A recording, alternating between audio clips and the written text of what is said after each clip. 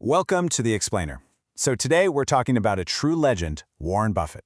We're going to break down how a handful of really simple, common-sense ideas built, well, one of the biggest wealth-building machines the world has ever seen. All right, let's just jump right in with one of his most powerful ideas. And really, this one quote, it's the foundation for everything we're about to talk about.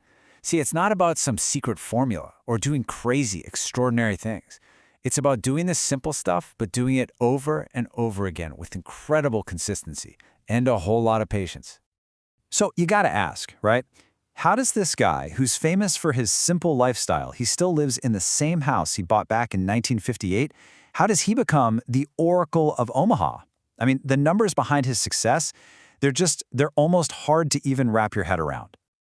Okay, look at this number. The scale of what he's done is just staggering. Since 1965, a single share of his company, Berkshire Hathaway, has returned over 3.5 million%. Let me put that in perspective for you. The S&P 500, a great investment, right? That returned about 30,000% over the same time. I mean, it's a track record that's so good, it's almost unbelievable. And his story starts really early. He was born during the Great Depression, so he learned the value of a dollar right from the get-go. I mean, we're talking about a kid selling packs of gum door to door when he was 6 years old. By 11, he's already buying his first stock. And you know what? He sold it too early and immediately regretted it.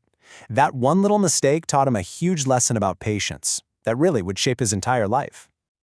Okay, so how do you go from those early lessons about patience and selling gum to a philosophy that changes the world of investing?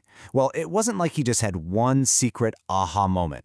It was more of an evolution, a shift in his thinking, moving away from what his first mentor taught him to something much more powerful. And this slide just lays it out perfectly. His famous teacher, the legendary Benjamin Graham, he had this method he called cigar butt investing. The idea was to walk around and find a discarded cigar on the ground that had just one last free puff left in it, basically buying a fair company but at a wonderful, dirt-cheap price. But then his partner, the brilliant Charlie Munger, comes along and says, No, Warren, it's way better to buy a wonderful company at a fair price. And that shift from focusing on just cheapness to focusing on long-term quality, that was the absolute game changer for him. So, to keep himself from getting swept up in all the market madness, Buffett uses this fantastic story that Graham came up with called Mr. Market. Just imagine you have a business partner, and this guy is, well, he's a total emotional wreck. He's manic-depressive, some days he's on top of the world, totally euphoric, and he offers to buy your shares from you for crazy high prices. Then, the very next day, he's in a complete panic, convinced the world is ending, and he's begging to sell you his shares for pennies on the dollar. So what's the point of this story? The point is you don't have to listen to this guy. Mr. Market is there to serve you, not to guide you. An intelligent investor just uses his wild mood swings. When he's panicking and fearful, you buy from him. When he's euphoric and greedy, maybe you sell to him. And the rest of the time, you just ignore him completely. Okay, so this all sounds great in theory, but how does it actually work? How does Buffett turn this philosophy into a real, practical checklist for picking a company? Well, it all boils down to this deceptively simple 4-step framework. All right, here they are. These are the 4 big hurdles that any company has to clear before he'll even think about investing. Number 1, do I understand the business? If the answer is no, he just moves on. Simple as that. Number 2, does it have what he calls a durable competitive advantage? We'll talk more about that in a second. 3, is the management team good at their jobs and, just as important, are they honest? And only if a company clears all 3 of those does he even get to number 4, can I buy it at a fair price? But out of all of those, that second rule, that's the king. That's the one that really matters. Buffett calls it the economic moat. And the analogy is perfect, right?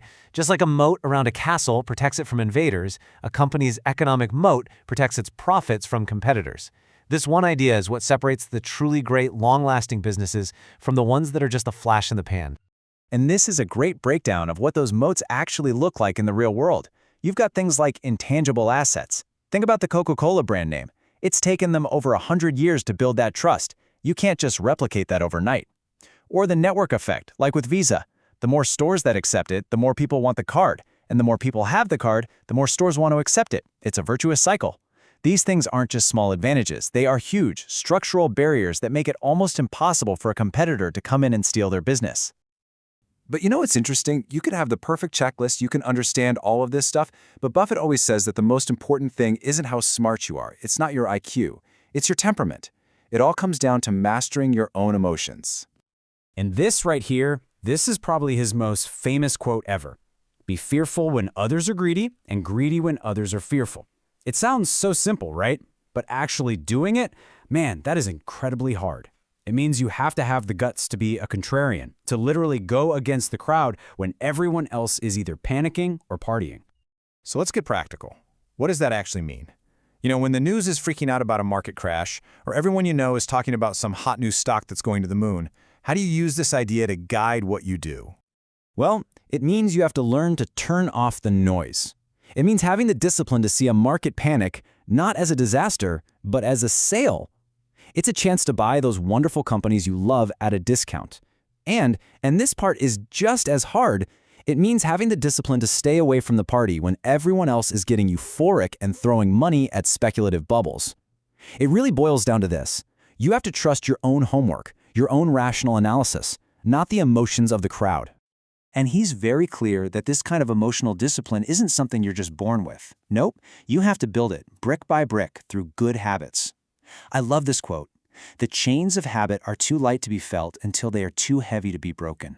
It's such a powerful reminder that all those little things we do every single day, they compound, they add up, and eventually they define who we are as people and as investors. And that brings us to maybe the biggest lesson of all here. Because for Warren Buffett, these ideas, they aren't just about making money. They're about something much bigger. They're about how to live a good life, a successful life, a meaningful life. I mean, just look at how he lives. He proves it every day. He lives simply in that same old house, showing that the goal isn't just to be rich, but to be independent. He's pledged to give away more than 99% of his wealth because he sees it as a tool, not a scorecard. And he'll tell anyone who listens that the single best investment you will ever make is in yourself, in your own skills, and that your time, well, time is the one thing you can never, ever buy more of. So when you boil it all down, what's the secret? It's not some complex formula. It's not about taking wild risks. Warren Buffett's incredible success was built on the slow, steady, patient compounding of three things: capital, knowledge, and good habits.